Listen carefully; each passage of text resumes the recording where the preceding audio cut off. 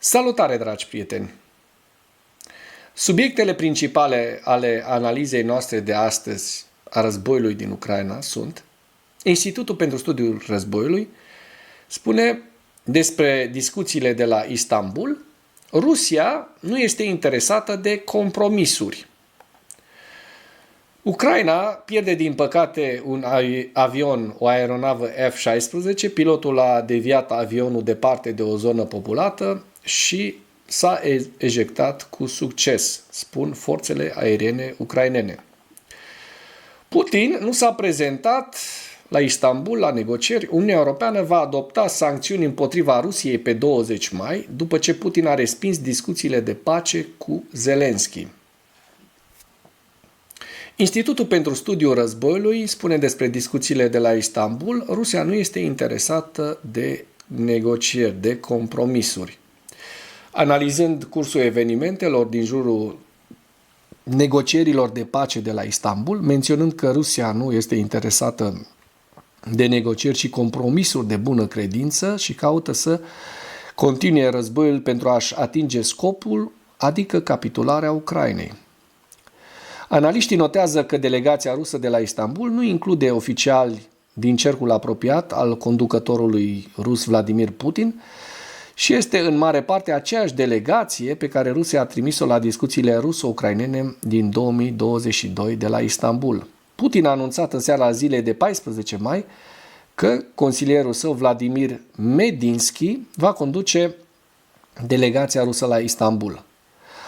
Raportul afirmă că Medinsky a caracterizat discuțiile ruso-ucrainene de la Istanbul din mai 2025 drept o continuare a discuțiilor de la Istanbul de la începutul anului 2022, în timpul cărora Rusia a înaintat cereri echivalente cu capitularea completă a Ucrainei. Experții adaugă că Rusia a cerut aceste condiții și în prima și a doua lună a invaziei sale la scară largă, când trupele rusești au avansat asupra Kievului și au obținut succese semnificative în nord, estul și sudul Ucrainei. Rusia încearcă acum să repete aceeași cerințe după 3 ani de război, în ciuda faptului că trupele ucrainene au reușit ulterior să forțeze Rusia să iasă din nordul Ucrainei, au eliberat porțiuni semnificative din teritoriul ucrainean în regiunile Harkiv și Herson și au încetinit ritmul avansului Rusiei în teatrul de operațiuni.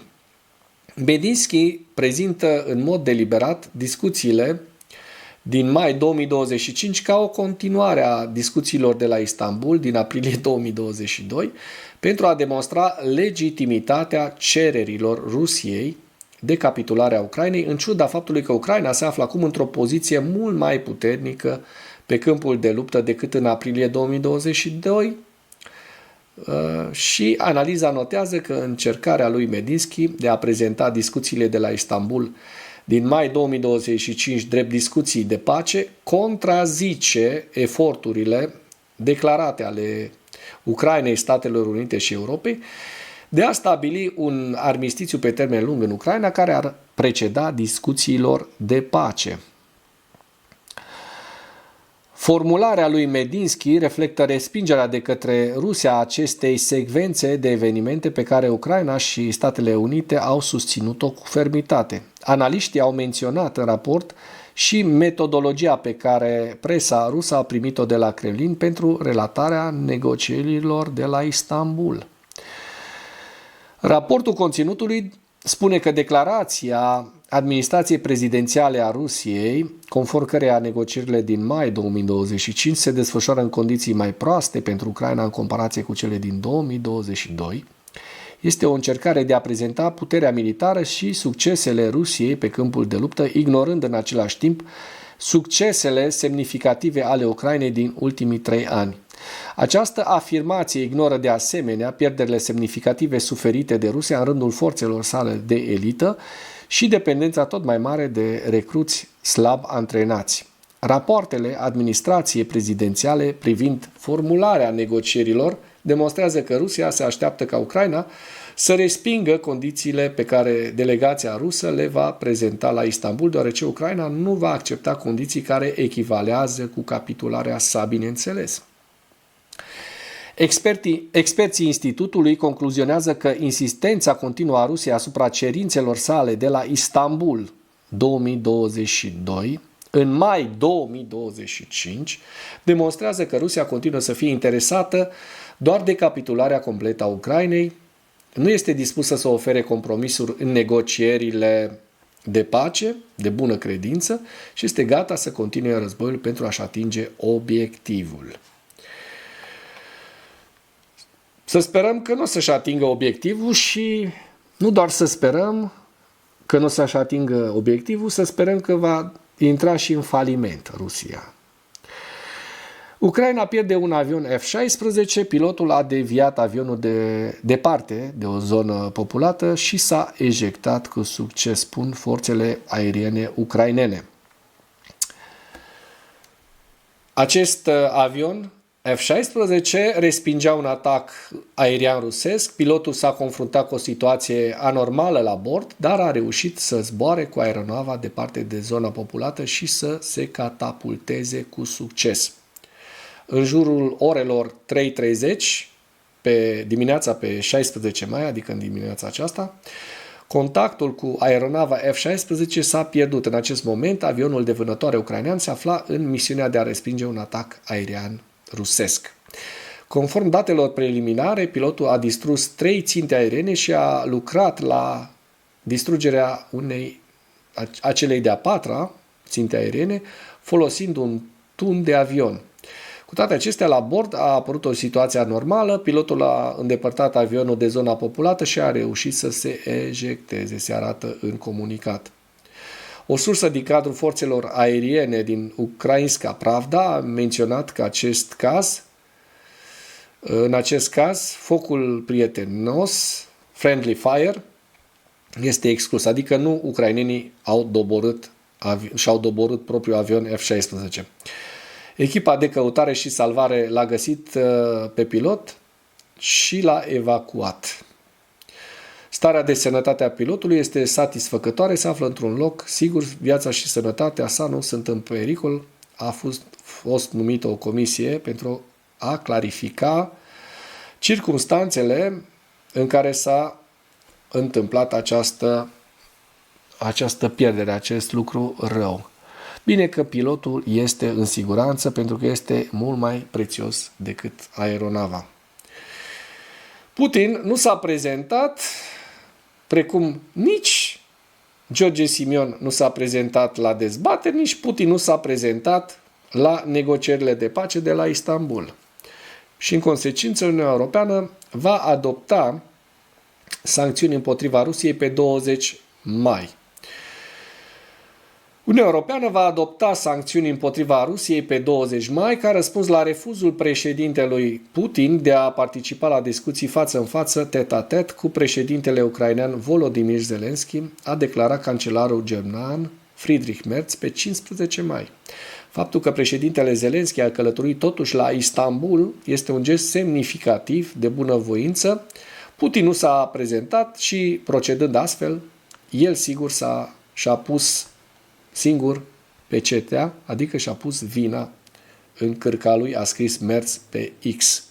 Un nou pachet de sancțiuni este gata, îl vom adopta marți la Bruxelles, adaugă Merz. Ambasadorii Uniunii Europene au convenit pe 14 mai asupra celui de-al 17-lea pachet de sancțiuni impuse Rusiei, care vizează în principal flota sa de petroliere din umbră. Măsurile vizează aproape 200 de nave din flota din umbra Rusiei, 30 de companii implicate în eludarea sancțiunilor și 75 de sancțiuni împotriva entităților și persoanelor legate de complexul militar industrial rusesc, a declarat un oficial de rang înalt al Uniunii Europene, vorbind sub condiția anonimatului pentru Kyiv Independent. Bunurile rusești ar putea fi confiscate dacă există un cadru legal în acest sens, a declarat Merz, adăugând că problema este în curs de clarificare. Dacă există o modalitate de a mobiliza banii pe o bază juridică solidă, o vom face. Cu toate acestea, trebuie să fim conștienți de riscurile pe care un astfel de pas le implică pentru piața financiară europeană, a spus Merz. Uniunea Europeană, împreună cu grupul celor 7, G7 deține active rusești înghețate în valoare totală de aproximativ 300 de miliarde de dolari. Majoritatea fondurilor, aproximativ 198 de miliarde de dolari în rezervele Băncii Centrale a Rusiei, sunt în prezent înghețate în Belgia. Discuțiile despre noi sancțiuni în sectorul energetic, în sectorul bancar, precum și despre noi măsuri privind activele și sancțiunile împotriva persoanelor, sunt luate de către liderii europeni, care au fost precauți în ceea ce privește confiscarea activelor rusești înghețate de teamă că ar submina încrederea în moneda euro și în sistemul bancar al Uniunii Europene. Negocierile directe de pace dintre Ucraina și Rusia urmau să înceapă ieri 15 mai, dar acum sunt programate să înceapă pe 16 mai, adică astăzi, potrivit oficialilor ruși. Moscova a anunțat că delegația lor va fi condusă, așa cum vă spuneam mai înainte, de consilierul prezidențial și arhitectul propagandei rusești, Vladimir Medinsky. Putin însuși nu va participa în ciuda apelurilor făcute de către Zelensky și de către diversi lideri mondiali ca acesta să participe la discuțiile de pace de la Istanbul. De frică de a fuge de dezbatere, precum George Simion. Ăștia fug ca dracu de tăimâie, de oameni valoroși, de adevărați patrioți, cum este Zelensky. Și cum s-ar putea să fie și Nicușor Dan dacă devine președinte. Asta depinde de poporul român. Din delegație nu fac parte în mod evident politicieni de top ai Kremlinului, inclusiv ministrul rus de externe Sergei Lavrov și consilierul pe probleme de politică externă al lui Putin, Yuri Ushakov. Și acum trecem la hărțile Deep State la data de 16 mai și vedem că din păcate pe data de 15 nu este încă actualizată, înseamnă că mare lucru nu s-a întâmplat decât la nord de Pokrovsk, așa cum vedem aici. Dar cred că aceste câștiguri teritoriale deja vi le-am prezentat. La Malinivka și la Novo-Olenivka, așa cum se văd. În rest, dacă mergem inclusiv spre Toretsk sau mai la nord, spre Ceasov Iar sau Kupiansk, Vovchansk, frontul este stabil. Pierderile rusești în ziua 1178 a războiului din Ucraina sunt de 1100 de militari, 13 tancuri, 32 de vehicule blindate de luptă, 36 de piese de artilerie, un lansator de rachete și un mijloc de apărare antiaeriană.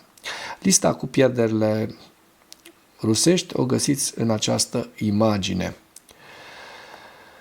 Mergem la evaluarea campaniei ofensive rusești în viziunea analiștilor Institutului pentru Studiul Războiului, cu principalele știri, așa cum știm, președintele rus, Putin, a respins invitația președintelui ucrainean Volodymyr Zelensky de a se angaja în negocieri de bună credință, negocieri bilaterale la Istanbul și continuă să refuze să ofere concesii pentru a pune capăt războiului din Ucraina.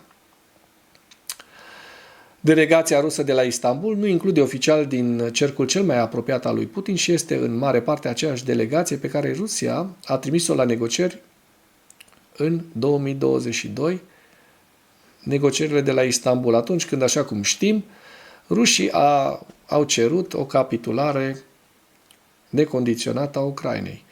Aici se repetă știrile pe care vi le-am prezentat, dar mai este de constatat că Medinsky, șeful delegației rusești, a reiterat de asemenea cerințele de lungă durată ale lui Putin, conform cărora orice rezoluție a războiului trebuie să ducă la o schimbare de regim în Ucraina și la restricții asupra NATO, adică singur să nu ne mai înarmăm și să-i lăsăm pe ruși să vină să ne-o dea pe la spate.